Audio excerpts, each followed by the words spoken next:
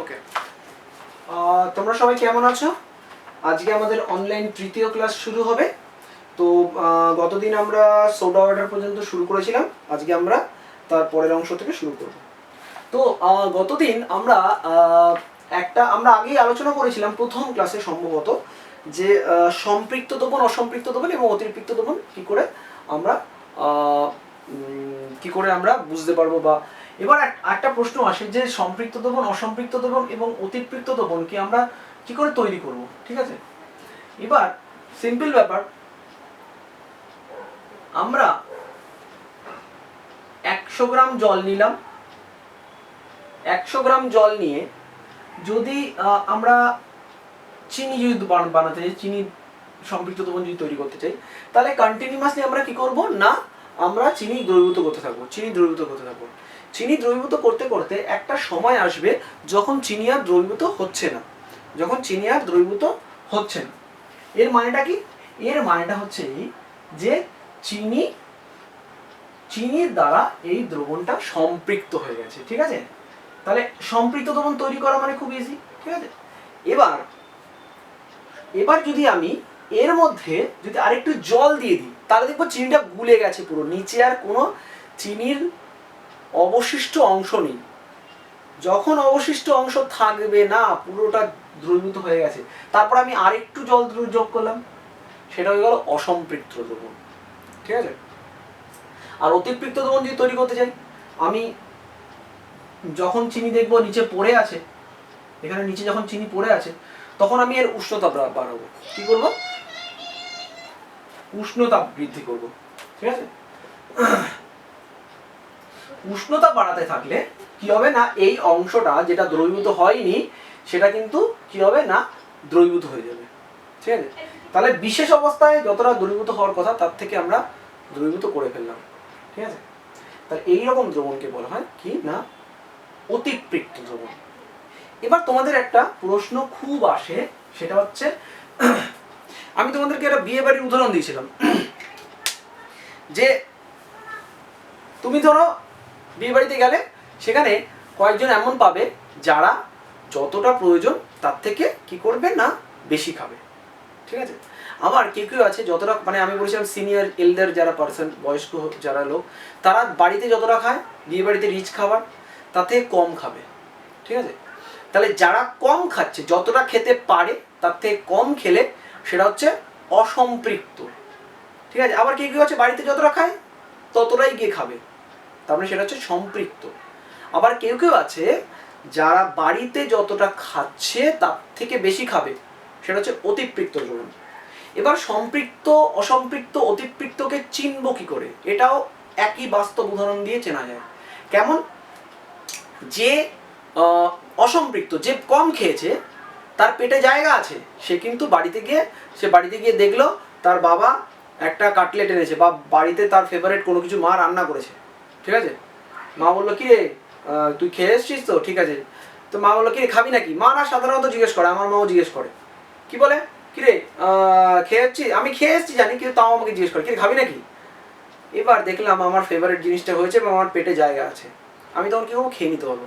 তাহলে অসম্পৃক্ত দ্রবণের ক্ষেত্রে তুমি যদি দ্রাব যোগ করো, ও কিন্তু খেয়ে নিতে পারবে, ঠিক আছে? সম্পৃক্ত দ্রবণ, যেমন আমার যদি পেট পুরো 100% ফুল থাকে, তাহলে কি আমি খেতে পারবো? তাহলে কিন্তু আমি খেতে পারবো না। তাহলে আমার মা আমাকে যদি অফার করে যে কি খাবি, আমি তখন বলবো না না না না, থাক, আমার খাওয়ার দরকার নেই, ঠিক আছে? তাহলে অসম্পৃক্ত দ্রবণের ক্ষেত্রে কি হবে, দ্রবীভূত হবে না, বোঝা গেল? এবার চলে আসি অতিরিক্ত দ্রবণের কাছে, ঠিক আছে? আমি অলরেডি যতটা খাওয়ার দরকার আমি তার থেকে বেশি খেয়ে নিয়েছি। এই মুহূর্তে একটা ঘটনা ঘটবে, আমি অলরেডি আমার পেট পুরো ফুলে আছে, আমি নড়তে চড়তে পারছি না, তখন আমার মা যখন খাবারটা আমাকে দেখাবে, অফার করবে, আমার কি হয়ে যাবে, বমি হয়ে যাবে। মানে আমি খেতে তো পারবোই না, উল্টে আমার পুরো বমি হয়ে যাবে। অতিরিক্ত দ্রবণের ক্ষেত্রেও তাই। অতিরিক্ত দ্রবণের মধ্যে যদি আমি বাইরে থেকে কেলাসকে বা চিনির অতিরিক্ত দ্রবণের মধ্যে বাইরে থেকে যদি আমি চিনিকে দিই, অ্যাড করি, তাহলে এক্সট্রা যেটা দ্রবীভূত হয়েছে সেটা কিন্তু নিচে থিতিয়ে পড়বে, অনেকটা বমি হয়ে যাওয়ার মতো, বোঝা গেল? তাহলে সম্পৃক্ত, অসম্পৃক্ত দ্রবণকে শনাক্ত করবো কিভাবে, এই প্রশ্নটা কিন্তু খুব ইম্পর্টেন্ট। সম্পৃক্ত, অসম্পৃক্ত এবং অতিপৃক্ত দ্রবণকে শনাক্ত করব কিভাবে?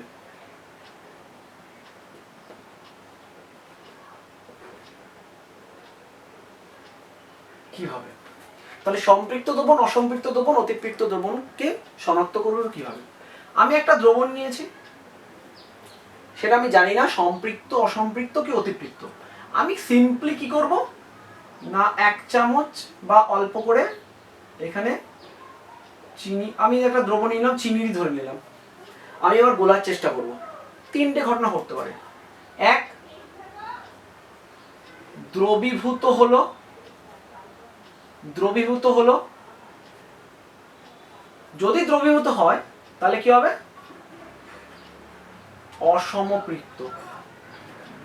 অসম্পৃক্ত দ্রবণ। ঠিক আছে? যদি যেটা আমি দ্রবীভূত করেছি সেটা দ্রবীভূত না হয়ে নিচে থিতিয়ে থাকে, থিতিয়ে পড়লো, তাহলে সেটা কি? সেটা সম্পৃক্ত দ্রবণ। আর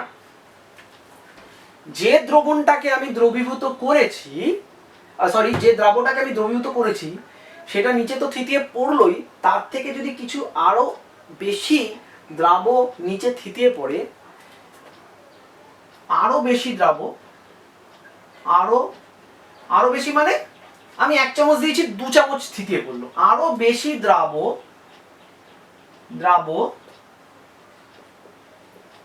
থিতিয়ে পড়লো, তাহলে সেটা হচ্ছে অতিপৃক্ত দ্রবণ। ঠিক আছে? তাহলে আমাদের এই প্রশ্নটা কিন্তু ভীষণ ইম্পর্টেন্ট, প্রচুরবার পরীক্ষা এসছে, এবং আমি কিন্তু তোমাদের নেক্সট অ্যাক্টিভিটি কোয়েশ্চেন যখন দেব তাতে কিন্তু এই কোশ্চেনটা থাকতে পারে। ঠিক আছে? তো সাবধান, এটা কোশ্চেনটা ভালো করে পড়বে। ঠিক আছে? তাহলে আমরা এটা তোমরা টুকে নাও, আমি মুছে দেবো। ঠিক আছে? ওকে।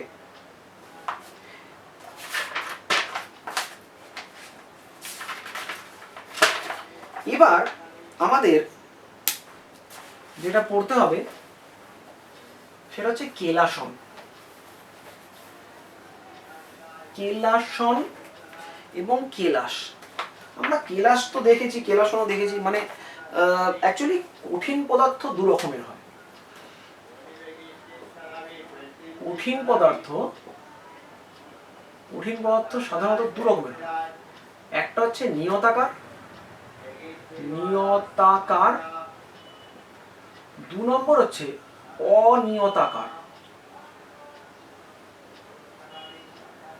সিম্পল ব্যাপার, আমরা প্রকৃতিতে যা যা সলিড জিনিস দেখি, ল্যাবে গেলে, আমি তো তোমাদের ল্যাবে তো নিয়ে গেছি ক্লাস 8-এ। ঠিক আছে? তোমরা 9-এ তো সুযোগ হয়নি বোধহয়, নাকি একবার দুবার বোধহয় নিয়ে গিয়েছি। তো সেখানে দেখবে কয়েকটা, যেমন চিনির দানা, একটা ক্রিস্টাল, কপার সালফেট ক্রিস্টাল, চকচক করে। ঠিক আছে? এগুলোকে কেলাস বলে। আরেক রকম আছে যেগুলো গুঁড়ো, যেমন ধরো তোমাদের বাড়িতে দেখবে তোমরা যদি চুন নিয়ে নাও, ক্যালসিয়াম কার্বনেট নিয়ে নাও, ঠিক আছে, এগুলো হচ্ছে অনিয়তাকার, মানে গুঁড়ো টাইপের। ঠিক আছে?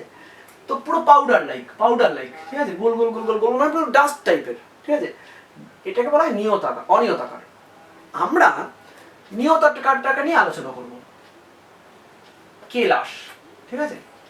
কেলাস কাকে বলে? কেলাস মানে যার নির্দিষ্ট জ্যামিতিক আকার রয়েছে, যার নির্দিষ্ট সংখ্যক তল রয়েছে, সমতল রয়েছে। ঠিক আছে? তাকেই বলা হয় কেলাস। ঠিক আছে? আমি আবার বলছি, কেলাস হলো সুনির্দিষ্ট জ্যামিতিক আকার বিশিষ্ট এবং নির্দিষ্ট সংখ্যক সমতল পৃষ্ঠ দ্বারা সীমাবদ্ধ সমসত্ব কঠিন পদার্থ, যার সকল অংশে গঠনকারী অণু সুষমভাবে এবং পর্যায়ক্রমে বিন্যস্ত থাকে। মানে একটা কেলাসের, আমরা যদি NaCl কে যদি নিয়ে নিই, NaCl এর কেলাসটাকে যদি আমি দেখি, ঠিক আছে, আমরা অনিয়তাকার নিয়ে আলোচনা করছি না, কারণ আমাদের আপাতত অনিয়তাকার নিয়ে আলোচনা করার দরকার নেই। ঠিক আছে? তাহলে কঠিন পদার্থ করকম বললে, একটা বলবে নিয়তাকার, যার নির্দিষ্ট আকার এবং আকৃতি রয়েছে, যার নির্দিষ্ট সংখ্যক সমতল সমতল দ্বারা ঘেরা রয়েছে এবং সমসত্ব যে, সেটাকেই বলছে কি না কেলাস। ঠিক আছে, তাহলে আমরা যদি আমি কেলাসটাকে আমরা একটা যদি আমি যদি NaCl এর কেলাস যদি আমরা দেখি, সবাই তো মোটামুটি ইন্টারনেট তোমরা অ্যাক্সেস করছো এখন অনেক ইজি হয়ে গেছে মোবাইলে। NaCl এর ক্রিস্টালকে যদি আমরা দেখি তাহলে এইরকম ভাবে থাকে। ঠিক আছে, মানে যতটা সোজা আমরা দেখি ততটা কিন্তু সহজ নয়। ভেতরে যদি ছবিটা দেখো, সেই ছবিটা কিন্তু খুবই ডিফিকাল্ট। ঠিক আছে, মানে ভীষণই ডিফিকাল্ট। বোঝা যাচ্ছে? ঠিক আছে, এইরকম একটা ব্যাপার থাকে। এবং এই যে ছোট ছোট জিনিসগুলো থাকে, এর কিন্তু এটা একটা যদি পোর্শনকে যদি নিই তাহলে হচ্ছে এইটা, এগুলোকে ইউনিট সেল বলে। ঠিক আছে, এটাকে বলা হয় ইউনিট সেল। এটা ক্লাস 12-এ গিয়ে তোমরা যারা সায়েন্স নিয়ে পড়বে তাদেরকে এগুলো পড়তে হবে। ঠিক আছে, আপাতত আমি বেশি ডিটেলসে যাচ্ছি না, কিন্তু এটার একটা নির্দিষ্ট জ্যামিতিক আকার রয়েছে। এটা দেখতেই পাচ্ছ কিউব, নির্দিষ্ট সংখ্যক সমতল পৃষ্ঠ দ্বারা ঘেরা। এর কটা সমতল রয়েছে? আর কিউবের 6খানা তল রয়েছে। ছক্কা দেখেছো তো? ছক্কা অনেকটা সেই রকম।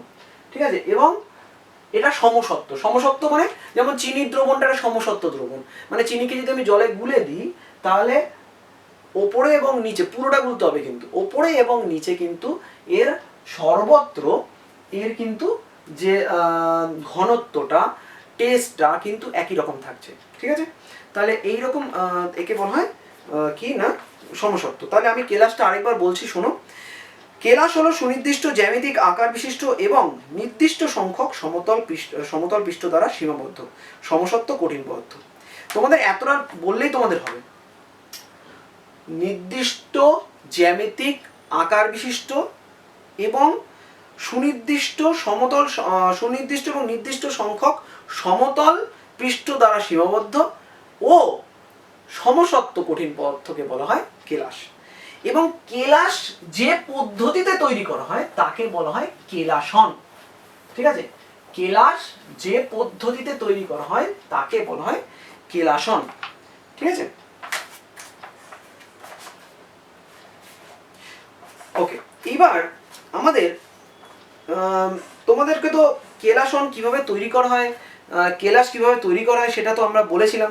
ঠিক আছে, আমি আরেকটা পদ্ধতি হচ্ছে, সেটা কি না আমি একটা তোমাদের সিলেবাসে রয়েছে যে ফটকিরির কেলাস আমি কি করে তৈরি করব। ঠিক আছে, আমরা কি করলাম, একটা বইতে অনেক হিসাব রয়েছে।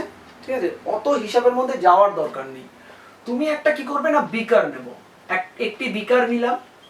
কি বললাম? একটি বিকার নিলাম। বিকারের মধ্যে আমরা সে 100 গ্রাম জল নিলাম, মানে 100 ml জল নিলাম। আমি আগেই বলেছি যে জলের 100 ml মানে 100 গ্রাম, কারণ জলের ঘনত্ব 1। ঠিক আছে, এবার এতে আমি ফটকিরি দিচ্ছি, ফটকিরি দিয়ে গুলে দিলাম। ফটকিরি দিয়ে কি করলাম না, দ্রবীভূত করে ফেললাম। ফটকিরি দিয়ে যখন দ্রবীভূত করে ফেলবো তখন কিন্তু কি হবে না, প্রথমে দ্রবীভূত হয়ে যাবে। তারপর দ্রবীভূত হতে হতে আমি যদি অতিরিক্ত পরিমাণে ফটকিরি দিতে থাকি তখন একটা সময় পর দেখব যে ফটকিরি আর দ্রবীভূত হচ্ছে না। তার মানে বুঝতে পারবো যে এই জলটা যেটা আমরা এক্সট্রা রয়ে গেছে, কিছুটা ফটকিরি এক্সট্রা রয়ে গেছে। আবার বলছি, 100 গ্রাম জল নিয়েছি, ফটকিরি অ্যাড করে যাচ্ছে। একটা সময় পর দেখা যাবে ফটকিরি আর অ্যাড হচ্ছে না। তার মানে বুঝতে হবে যে ওপরের যে দ্রবণটা এটা সম্পৃক্ত হয়ে গেছে, সম্পৃক্ত দ্রবণ হয়ে গেছে। এবার আমি এটাকে কি করলাম না, গরম করলাম। গরম করার পর দেখবো এই যে নিচে যেটা থিতিয়ে পড়েছিল সেটা দ্রবীভূত হয়ে গেল। দ্রবীভূত হয়ে যাওয়ার পরে আমি আরো কিছু দ্রবীভূত করলাম, আরো ফটকিরি দিলাম, দ্রবীভূত হয়ে গেল। এবার 100 ডিগ্রি সেলসিয়াস উষ্ণতায় থেকে আমি এটাকে এবার কি করলাম না, ঠান্ডা করতে শুরু করলাম।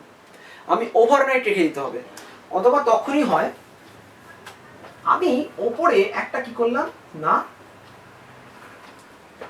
ছোট্ট একটা কেলাসকে নিয়ে আমি এখানে ঝুলিয়ে দিলাম, ঠিক আছে, ছোট্ট একটা কেলাসকে নিয়ে আমি ঝুলিয়ে দিলাম। এটাকে সিড ক্রিস্টাল বলে। এটা কি বলে? Seed crystal.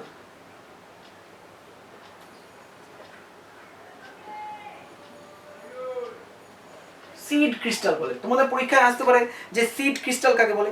এবার একটা সিড ক্রিস্টালকে তুমি যখনই রাখবে, এই সিড ক্রিস্টালকে ঘিরে দেখবো কিছুক্ষণ পর বা ওভারনাইট রেখে দিলে দেখবো ফটকিরি কিন্তু একটা বড় কেলাস কিন্তু তৈরি হয়েছে, ঠিক আছে।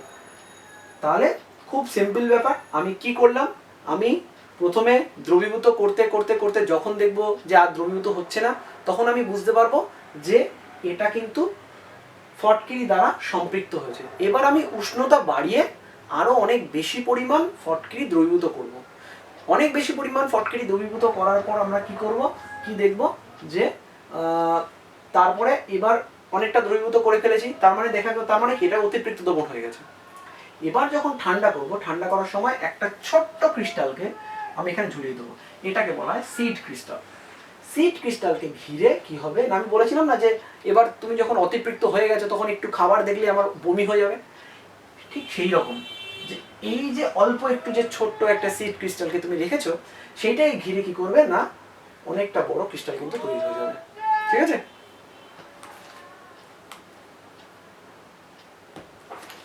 ওকে,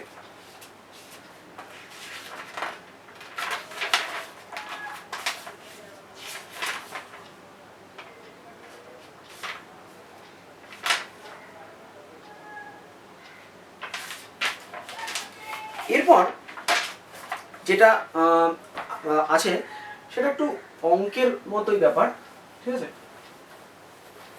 সেটা কি দ্রবণের শক্তিমাত্রা।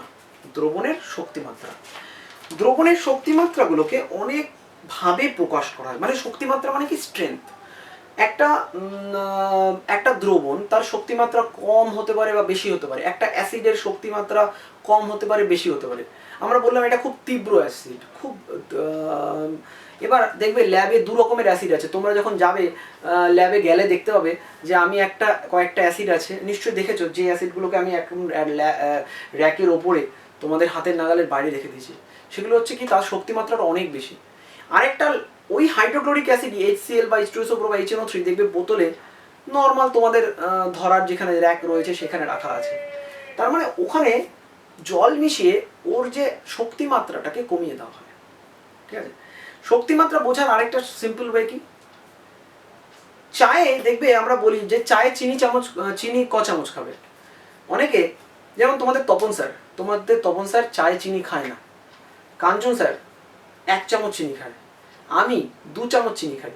তার মানে ঠিক আমার চাটা অনেক বেশি, শক্তিমাত্রাটা অনেক বেশি, কারণ তাতে চিনির পরিমাণটা অনেক বেশি।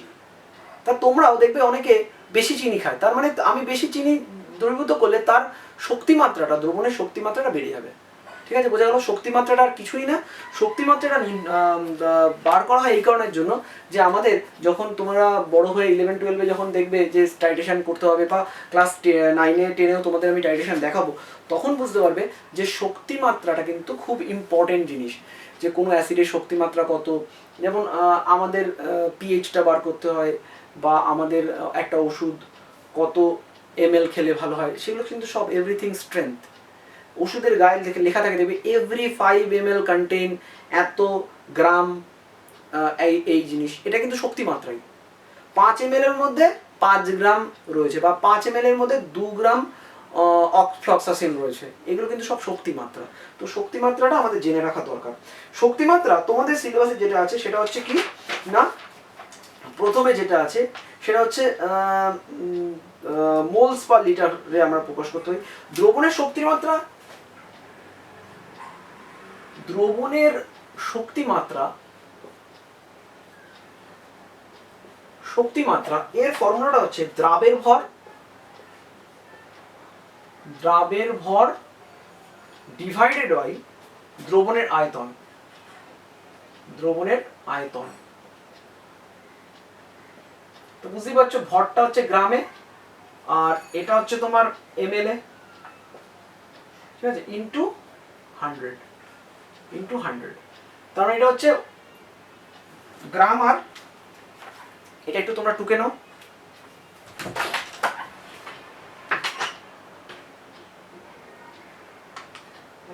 আমি পরে ফোন করছি, আমি একটু ভিডিওটা একটু কমপ্লিট করে ছাড়তে হবে।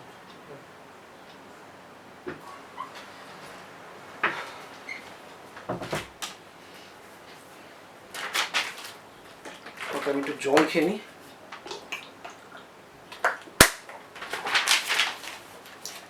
এবার তো প্রথমে যেটা আছে মোলস পার লিটার। 1 নম্বর কি মোল পার লিটার, ঠিক আছে। মোলস পার লিটারে আমরা শক্তিমাত্রাকে নির্ণয় করতে পারি, ঠিক আছে। এটা বাংলায় কি বলবো, মোল পার লিটার, ঠিক আছে। তার মানে 1000 ml দ্রবণে যত মোল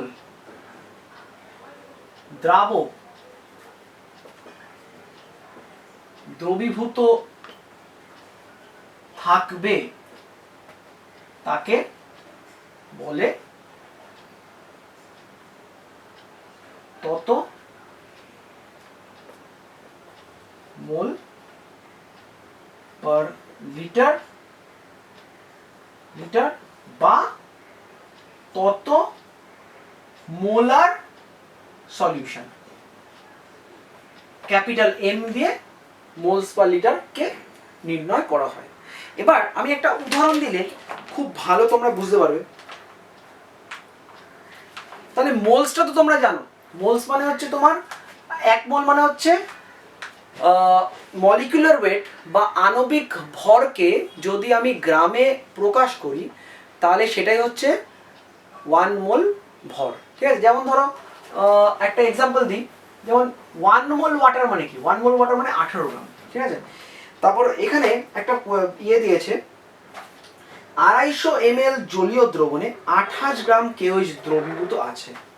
কোয়েশ্চেনটা কি, 250 ml দ্রবণে, জলীয় দ্রবণে, হ্যাঁ 250 ml জলীয় দ্রবণে 28 গ্রাম কেওএইচ দ্রবীভূত আছে। কেওএইচ দ্রবীভূত আছে, কেওএইচ দ্রবীভূত আছে। দ্রবণটির মাত্রা মোল পার লিটার এককে প্রকাশ করো। দ্রবণটির মাত্রা মোল পার লিটার, এটা পার লিটার, হ্যাঁ, মোল পার লিটার এককে প্রকাশ করো, এককে প্রকাশ করো, ঠিক আছে। আমাকে এটা খালি মাথায় রাখতে হবে, আমাকে তোমার প্রথমে কেওএইচটার মলিকুলার ওয়েট বার করে নিতে হবে, ঠিক আছে। এখানে কেওএইচ এর মলিকুলার ওয়েট কত, কেওএইচ পটাশিয়াম 39 প্লাস অক্সিজেন হচ্ছে 16, হাইড্রোজেন হচ্ছে 1, তাহলে কত হচ্ছে 40 50 56, ঠিক আছে।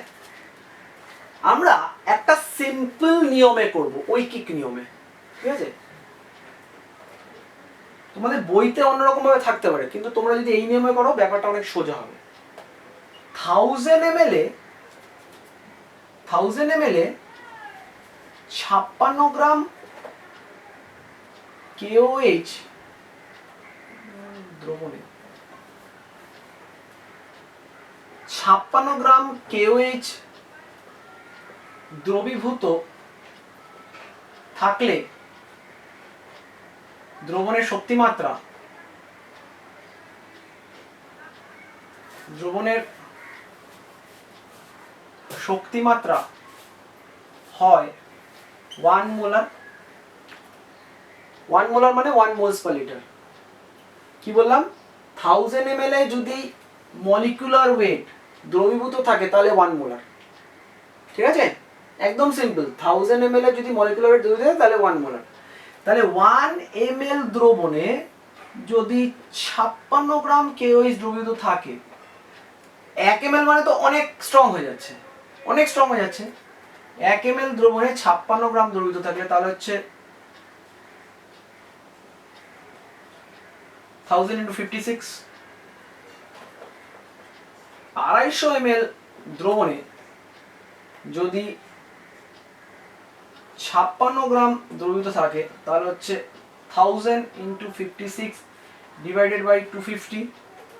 আর 250 ml এ যদি 28 গ্রাম দ্রবীভূত থাকে তাহলে কত হবে?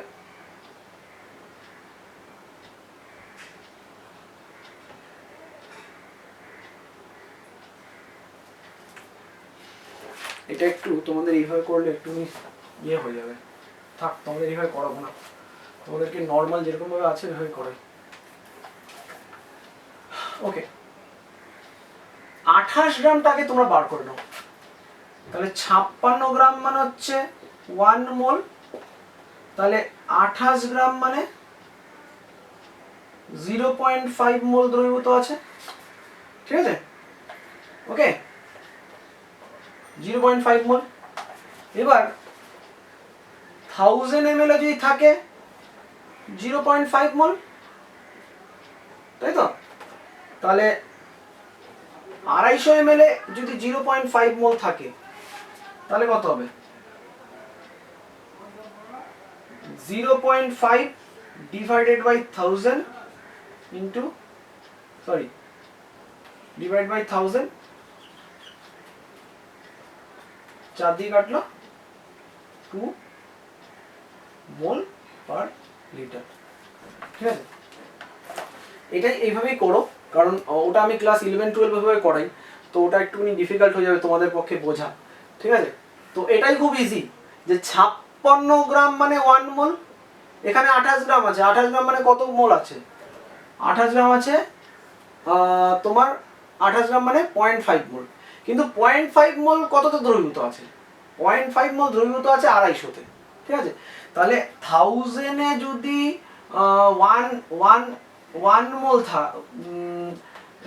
তোমার 1000 এ যদি থাকে তাহলে সেটা হচ্ছে তোমার 1000 এ 250-তে আছে, 250 ml এ আছে 0.5 মোল, তাহলে 1 ml এ কত আছে? 0.5 ডিভাইডেড বাই এত, 1000 ml এ কত আছে? 0.5 × 1000 বাই 250 ইকুয়াল টু 2 মোল।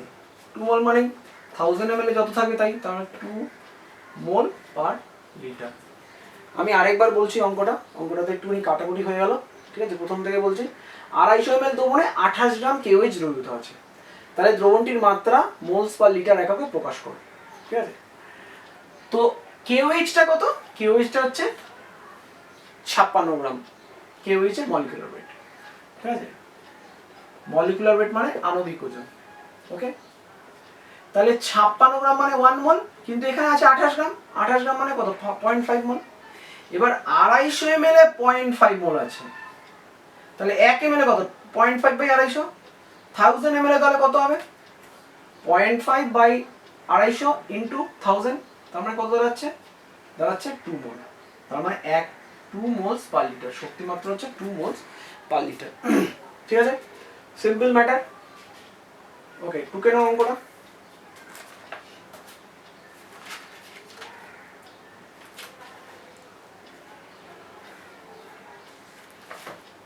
গ্রাম পার লিটারটা খুবই সোজা, কত গ্রাম 1 লিটারে দ্রবীভূত আছে, মানে একদম সোজা জিনিস বলতে গেলে, তোমাদের যে 1 লিটারের একটা জলের বোতল, তাতে যদি তুমি 20 গ্রাম চিনি দ্রবীভূত করো তাহলে ওই দ্রবণের শক্তি মাত্রা হচ্ছে 20 গ্রাম পার লিটার।